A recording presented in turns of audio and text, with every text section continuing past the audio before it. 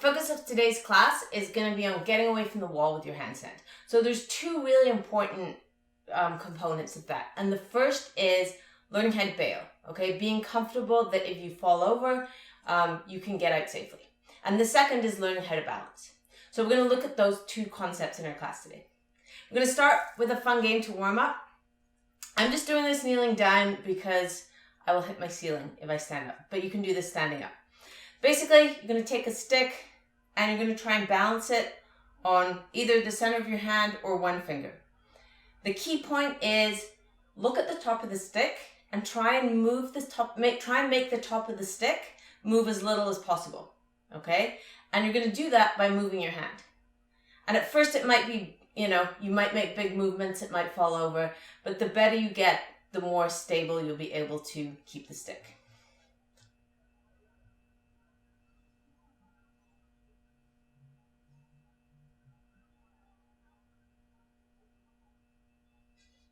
So play around balancing on both hands. You can try variations where you're balancing it on your elbow.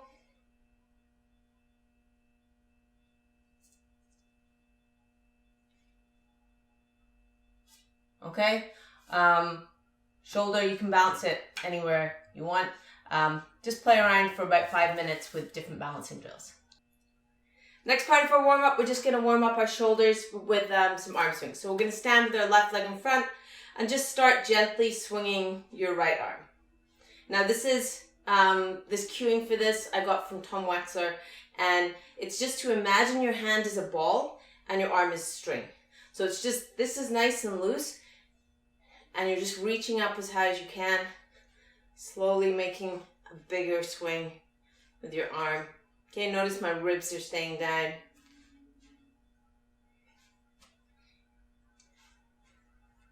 I'm just going to swing for a few minutes, just warming up that shoulder joint. Then we're going to add in an arm bend. So we swing up at the top, bend your arm. Okay, it's nice and smooth.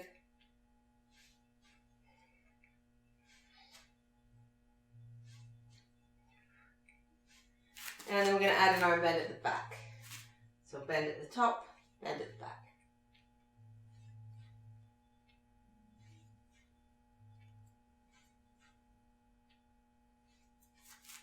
Okay, switching on to the other side.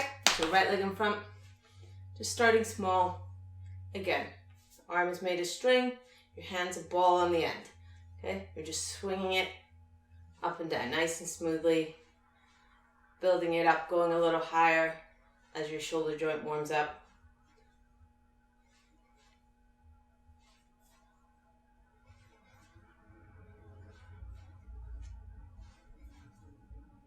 And then bending your arm. Okay, so again, just a couple of minutes on this side.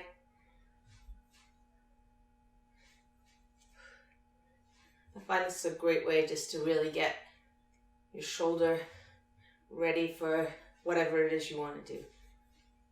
And then bending at the back.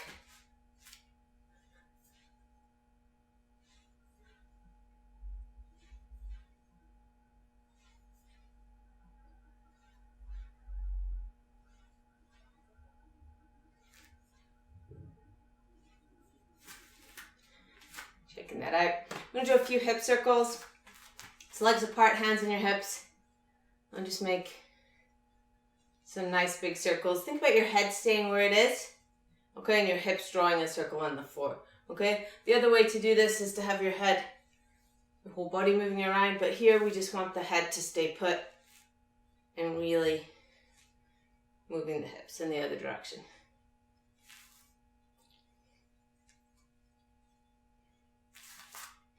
You're going to finish off with a nice wrist warm up. Get those wrists ready for your handstand work. For our skill warm up today, we're going to do a short circuit, which is really focusing on some of the key components of bailing and of bouncing. Okay, so we're going to start reviewing a little bit what we did last week. We did some cartwheels. We're going to start with 5 cartwheels. Okay, so 5 each direction. So this might be your mini cartwheels.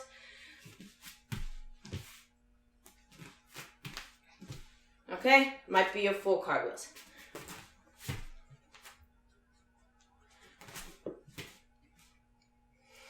where you're just going to do 5 cartwheels each direction. So after your cartwheels, you're going to do shoulder taps. And we're going to do those with your feet elevated. Now this chair is probably a little bit low, so I recommend having your feet a little bit higher, but it's fine. All you're going to do is get into a pike handstand position, push as hard as you can, and then you're going to do shoulder taps. Now the key here is that when you take one hand off, you're going to have to push twice as hard with the other hand. Okay, so you're going to push really hard and then tap. And this is really important when you bail because you're going to be stepping one hand. Okay, so I'm just showing you what this looks like.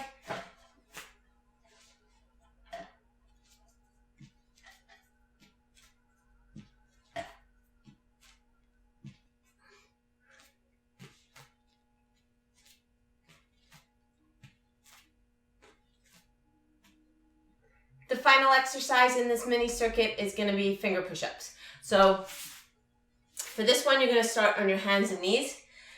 If your hands, the closer your hands are to your knees, the easier this is going to be.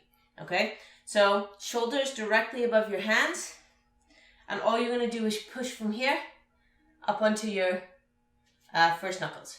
So notice my shoulders stay here, stay stacked, and I just lower slowly down. Just before I touch the floor, push back up again. Slowly down, push back up. Okay? The further out I go, the more challenging it becomes.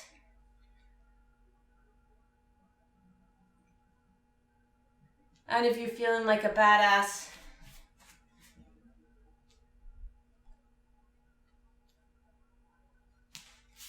okay, this is really great just for building up the strength that you're going to need in your forearms for balance. So the circuit is going to be 5 cartwheels each direction, 10 shoulder taps each shoulder, 20 finger push-ups. You're going to do that twice. A really important thing with balancing is that you learn how to use your hands. And this is a really hard concept to understand if it's something you've never done before. So we're going to do it using a crow pose. The first thing you want to think about is how your hand engages with the floor. Now, we can just put our hand on the floor, have it flat, that's fine, right?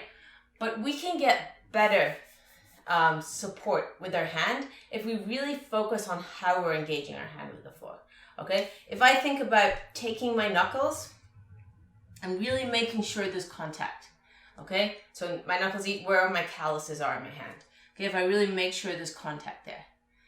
And then I take my thumb pad, and then, I don't even know what this part's called, but the kind of paddy part, the other side of the palm of my hand, okay? So I've got my knuckles down, I've got these 2 parts down, and then I bend my fingers slightly to grip the floor, okay? So now, if I can keep contact with all those places and I'm gripping the floor with my fingers, now that's a really active, engaged hand position. And this is the hand position that I want you to focus on using during your handstands and during this crow drill. So we have your hands on the floor. All we're going to do is start trying to balance. And with the crow, just progress slowly. And don't worry about necessarily holding it. Just focus on how it feels in your hand. Okay? If you don't get to the full crow pose, that's totally fine. So my hands are engaged with the floor. I'm going to bend my elbows and place my knees on my triceps. All I'm going to do is tip my weight forward, okay, so that more weight is going on my arms.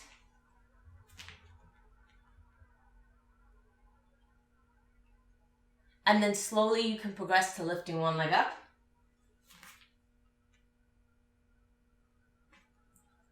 And if that feels good, you can lift the second leg up. The key thing is don't jump, okay? When you've got all your weight on your hands, when you're balanced, your foot will be able to just be lifted off the floor.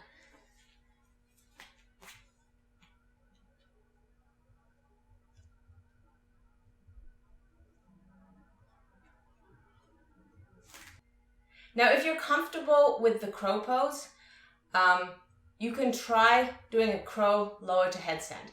And this is where you really need to feel your fingers digging into the floor. Now, the first time you try this, start in the headstand and push back up to the crow pose.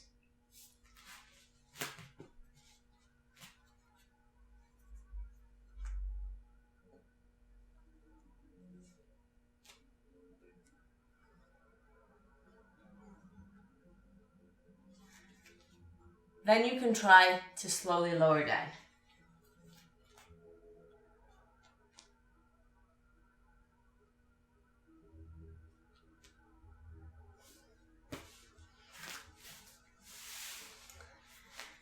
Now this movement is very challenging both on your arm strength and on your hand strength and fingers. So use a yoga block, use a cushion, so you don't need to lower all the way down to the floor. The purpose of this exercise is not to master this skill, but really to understand how your hands can work to help you balance. So just spend maybe 5 minutes working on this to really start to feel your hands working, and then that will hopefully translate to your handstand. The next part of our skill work, this is where we're trying to improve what we're working on.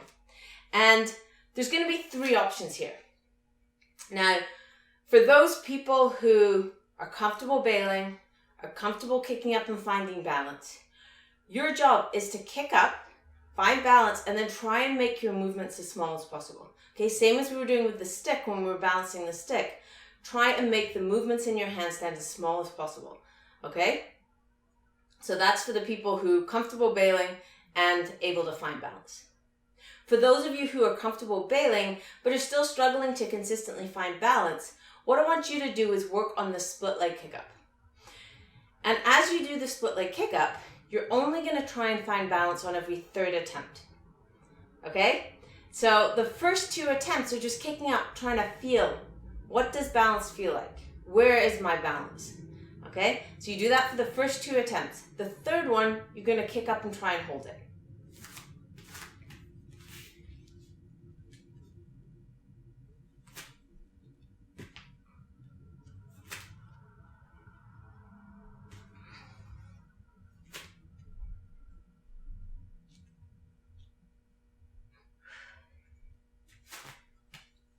For those of you who are not yet comfortable bailing, there's a couple of drills that we're going to work on. And this first one is really just understanding where balance is and where falling is. Okay? Because a lot of people kick up and they're in that perfectly stacked position, and that's where they think they're going over and they start to bail. And so they're always bailing too early, so they never really get that opportunity to learn how to balance. Okay, so this first drill is really just about understanding the difference between stacked and going over. So we're going to kick up back facing the wall, and I want you to kick up with your hands a decent distance from the wall. Okay, so you're just going to kick up, and then I want you to push as hard as you can and just let your feet fall towards the wall. And I want you to notice the difference. I want you to try and feel where straight is and where over is. Okay?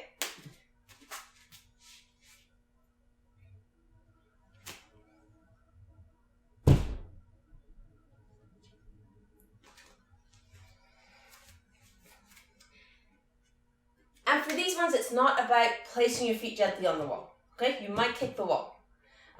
It's really just about feeling the difference between here and here. The next drill we're going to look at is starting to bail from a handstand. And we're going to do this on the wall, starting in a chest-to-wall handstand. But rather than starting completely chest facing the wall, we're going to turn to a slight angle. So you're going to go up to a chest-to-wall handstand, turn to a slight angle, and then from there, the leg that's furthest from the wall, you're just going to keep moving that over until you start to fall. At that point, push as hard as you can, step your other hand and cartwheel out.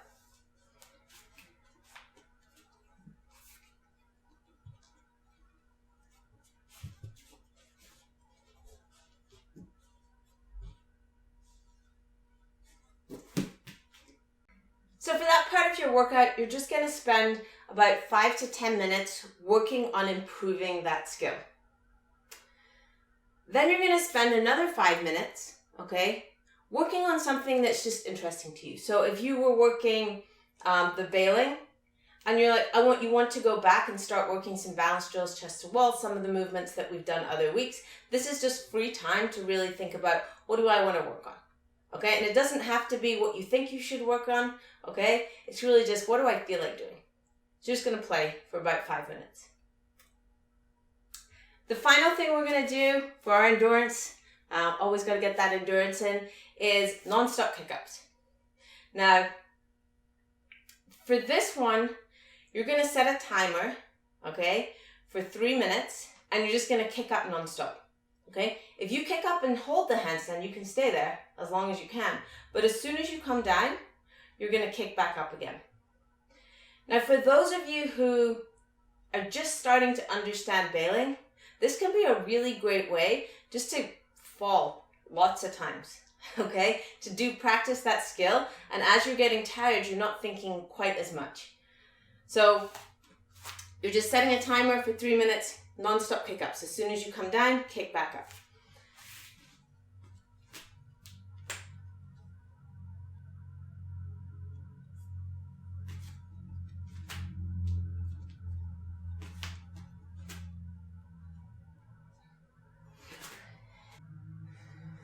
Now, as with any endurance, if you get to a point where you're no longer working with the intention of perfect form, then stop and move to an easier movement. So you can finish with a hollow body hold.